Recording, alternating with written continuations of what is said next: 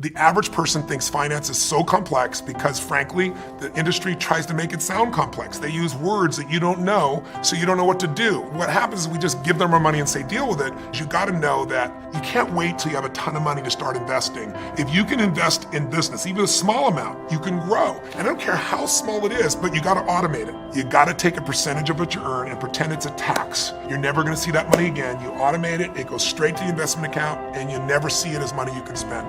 When you save 20% and you compound it, its numbers are incredible. But then the problem is if you do that first step, but you don't do the second step, which is become an insider and understand the rules of the game. I'll give you 2 or 3 of the myths real fast. One, this myth that someone says, give me your money and I'm gonna beat the market. Over any 10-year period of time, 96% of mutual funds will not even match the market. They've all said it. Warren Buffett flat out said today, he said, listen, in my will, 90% of my money, all that money does not go with any mutual fund, it goes straight into the index. What the index is you get a piece of all the largest companies in the world, but it costs almost nothing to get in.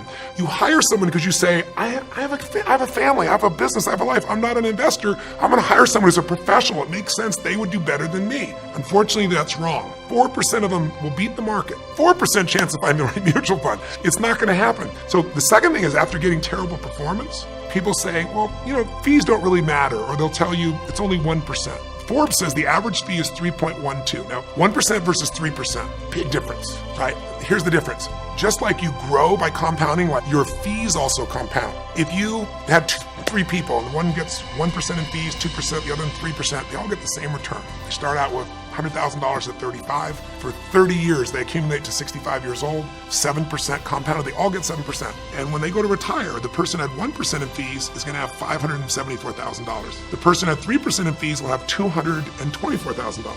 77% less money. If I said to you, here's a deal, let's do an investment. You put up all the money, you put up all the risk. I'll put up no money, I'll put up no risk. If you lose, I win. And if you win, I win. And if you win, over the life of the time, I'll get 60% of what you earn. That's a mutual fund with 3%. Well, I wasn't poor by most people's standards, but I came from a family with a poor attitude, if you know what I mean. Because rich, poor, middle class, poverty starts with a fundamental attitude. So I was in Hawaii, I was 9 years old. My father was the head of education, PhD, very smart man, good guy. And for some reason, we moved across town and I went to a school with rich kids. So this is a little town called Hilo, Hawaii. That's not on the map anywhere, but it is. It's a sugar plantation town. So when I was 9 years old, I moved to this rich kids school. And suddenly I realized I was poor because it's relative, as Einstein, it's all relative. And my classmates were mostly white guys. And I was one of the few Asians in the class.